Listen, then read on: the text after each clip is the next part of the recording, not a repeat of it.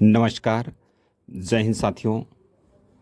मैं हूं LB sir और आप देख रहे हैं BMW। इस वीडियो में आप देखने वाले हैं नए बजट 2023 में आने वाले सभी update. New income tax slab और ओल्ड टैक्स स्लैब से तुलना की जाएगी और सारी चीज़ों को विस्तार से समझाने की कोशिश की गई है। सारा कैलकुलेशन, एक एक कैलकुलेशन किया गया है। वीडियो को लास्ट तक देखें, चूँकि वीडियो बहुत ही इम्पॉर्टेंट होने वाली है और सारे अपडेट को आपका कैलकुलेशन करके लाइव करके दिखाया गया है। आपको सारी की सारी कैलकुलेशन इसमें समझ में आ जाएगी। आगे का सारा हाल आप सीए एक्सपर्ट मिसेज नगीना से समझें।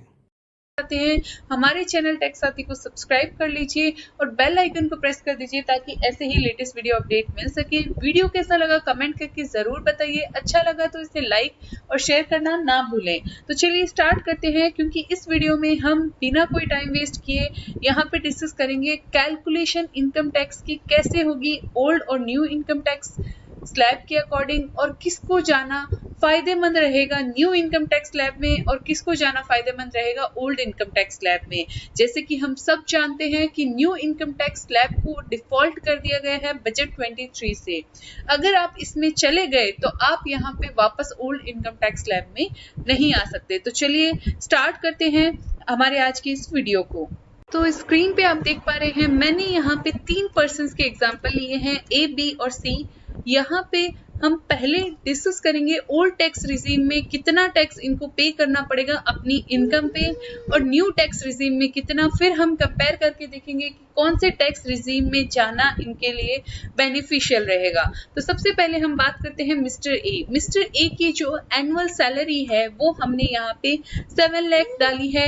यहाँ पे स्टैंडर्ड डिडक्शन जो है वो है 50,000 रुपए और HRA जो यहाँ पे लिया है वो है 80,000 रुपए।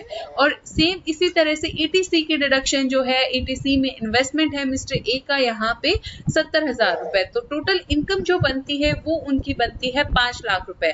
तो यहाँ पे 5 लाख रुपए की इनकम होने पे उनको टैक्स जो है टैक्स कैलकुलेट किया जाएगा। बेसिक एग्जम्पशन लिमिट यहाँ पे 2.5 लाख रहेगी और यहाँ पे उसके बाद 2.5 से 5 लाख तक जो आपका टैक्स बनेगा वो बनेगा 12,500।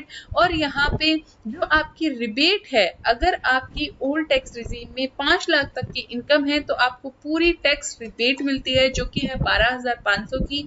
इस तरह से मिस्टर ए का जो टैक्स बनता है वो बनता है 0 और टैक्स पे सेस बनता है 0 और टैक्स पेबल आता है 0।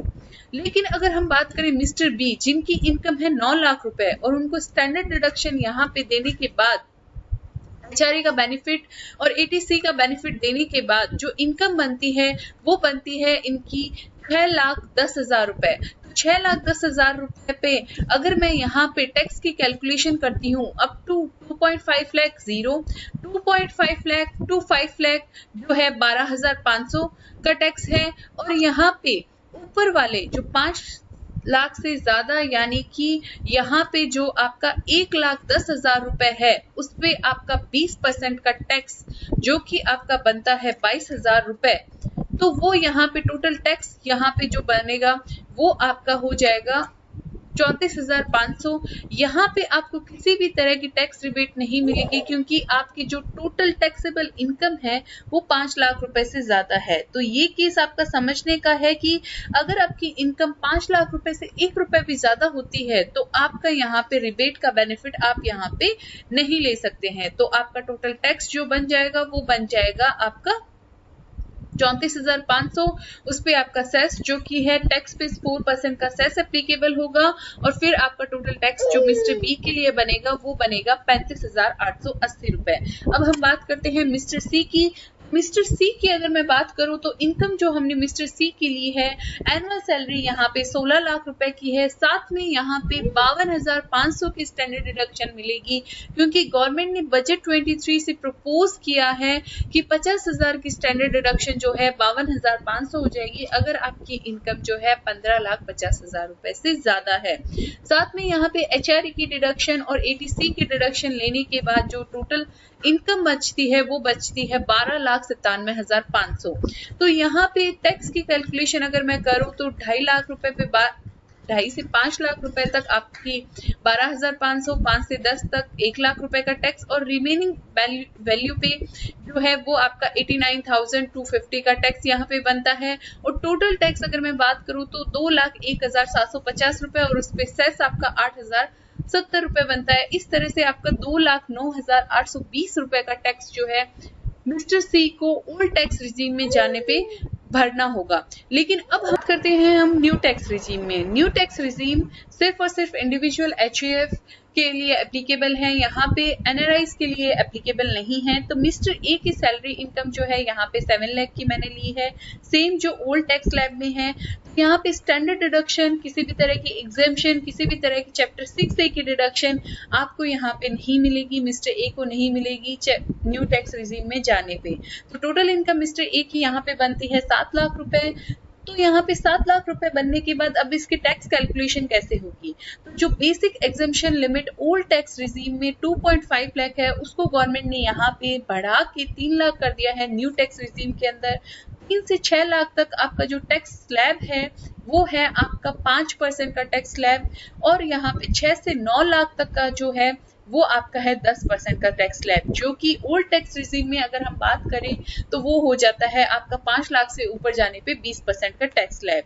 और यहाँ पे 5 लाख से ऊपर होने पे आपको जो है रिबेट नहीं मिलती है सेक्शन 87A की। साथ में यहाँ पे गवर्नमेंट ने रिबेट जो कि सेक्शन 87A की है वो यहाँ पे गवर्नमेंट ने 5 लाख रुपए से बढ़ा के न्यू टैक्स स्लैब के अंदर 7 लाख रुपए तक कर दी है। तो यहाँ पे आपको टोटल जो टैक्स बेनिफिट मिलता है वो मिलता है 25,000 रुपए का। यहाँ पे आपका 25,000 रुपए तक कोई भी तरह का टैक्स जो नहीं मिलता है अगर आप यहाँ पे न्यू टैक्स स्लैब में जाते हैं। और ओल्ड टैक्स स्लैब में अप टू 5 लाख जो है वो टैक्स नहीं है, लेकिन अगर आपकी 7 लाख की इनकम होती है, जो कि आपकी टोटल इनकम यहाँ पे अगर मैं 7 लाख रुपए कर दूं तो वो यहाँ पे आपका जो टैक्स बन जाएगा वो बन जाएगा टोटल, यहाँ पे रिबेट हो जाएगा 0 और आपका टैक्स बन जाएगा 52,500 रुपए। और 52,500 पे आपका एजुकेशन सेस लगेगा, और सेस लगने के बाद आपका जो टोटल टैक्स जो कि आपका पेबल होगा वो होगा 54,600। न्यू टैक्स स्लैब में आपका जो रहेगा वो रहेगा आपका 0। तो इस तरह से आपको मिस्टर ए को अगर वो किसी भी तरह का इन्वेस्टमेंट नहीं करते, किसी भी तरह का एक्सपेंस नहीं करते, एचआरए का कोई खर्चा नहीं है, तो वो यहाँ पे न्यू टैक्स स्लैब में अगर जाते हैं तो उनको बेनिफिट ज्यादा मिलेगा। उनको जो है बेनिफिट यहाँ पे 54,600 रुपए का मिलेगा। अब हम बात करते हैं यहाँ पे मिस्टर बी की, जिनकी इनकम है 9 लाख रुपए। 9 लाख रुपए पे मिस्टर बी को यहाँ पे कोई भी तरह की डिडक्शन नहीं है, कोई भी तरह की एग्जेम्पशन, और यहाँ पे चैप्टर 6A की डिडक्शन नहीं है। तो यहाँ पे अप टू 3 लाख उनका किसी भी तरह का टैक्स नहीं है। 3 से 6 लाख आपका जो टैक्स रहेगा वो 0.5% की तरफ से 5% के हिसाब से रहेगा, तो आपका 15,000 रुपए का टैक्स। 6 लाख से 9 लाख तक 10% का टैक्स, तो जो कि 30,000 रुपए। तो इस तरह से टोटल टैक्स जो बनेगा वो बनेगा 45,000 रुपए का। साथ में यहाँ पे कोई भी रिबेट नहीं है सेक्शन 87A की, क्योंकि वो सिर्फ और सिर्फ 7 लाख रुपए तक के टैक्स पेयर्स के लिए है। उससे ज्यादा होने पे आपको किसी भी तरह की डिडक्शन जो है सेक्शन 87A की नहीं मिलेगी। तो यहाँ पे जो सेस बनता है वो 1,800 रुपए, और टोटल टैक्स जो आपका पेबल बनता है वो बनता है 46,800 रुपए। और यहाँ पे ओल्ड टैक्स स्लैब में की अगर मैं बात करूँ तो यहाँ पे मिस्टर बी को बेनिफिट हो रहा है ओल्ड टैक्स स्लैब में जाने से 10,920 रुपए का। तो यहाँ पे मैं यही सजेस्ट करूंगी कि जिनकी इनकम जो है वो यहाँ पे कंपेयर कर ले कि उनका टैक्स का खर्चा कितना होने वाला है, आपके एक्सपेंस कितने होने वाले हैं, एग्जिम्पशन कितनी होने वाली है, और उसी के बेसिस पे उनको ऑप्ट करना चाहिए न्यू टैक्स स्लैब और ओल्ड टैक्स स्लैब। अब हम बात करते हैं हायर टैक्स पेयर, जो कि जैसे कि मिस्टर सी की इनकम जो है वो है यहाँ पे 16 लाख रुपए।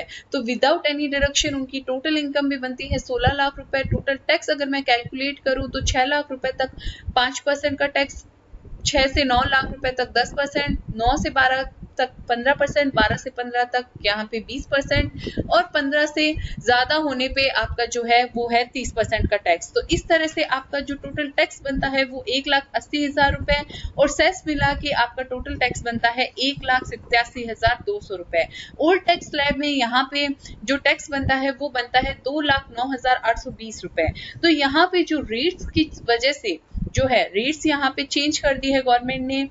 9 से 12 तक यहाँ पे जो आपकी टैक्स बनती है वो 15% से बनती है, जबकि ओल्ड टैक्स स्लैब में आपकी 10 लाख से जितनी भी इनकम ऊपर होती है तो आपको 30% का टैक्स यहाँ पे देना पड़ता है। साथ में यहाँ पे डिफरेंट स्लैब होने की वजह से जो आपको टैक्स का बेनिफिट हो रहा है मिस्टर सी को 22,620 रुपए का। तो इस तरह से आप सभी को सबसे पहले अपनी इनकम को कैलकुलेट करना चाहिए, अपनी इन्वेस्टमेंट को कैलकुलेट करना चाहिए, अपने खर्चों को कैलकुलेट करना चाहिए। साथ में ये देखना चाहिए कौन से ऐसे एक्सपेंसेस है जिनकी आप एज ए इन्वेस्टमेंट आप बेनिफिट ले सकते हैं। मेरे प्रीवियस वीडियोस में मैंने ये सारे ऑप्शन को डिटेल में डिस्कस किया है। अगर आपको कोई भी क्वेरी रहती है इनकम टैक्स कैलकुलेशन को लेके तो आप हमें मेल कर सकते हैं, हमारी सर्विसेज ले सकते हैं। साथ में वीडियो अच्छा लगता है तो उसे लाइक करने के साथ साथ और भी लोगों के साथ शेयर कर सकते हैं। तो आज की इस वीडियो में बस इतना ही, मिलते हैं ऐसे ही इंफॉर्मेशनल वीडियो के साथ। तब तक के लिए जय हिंद, जय भारत।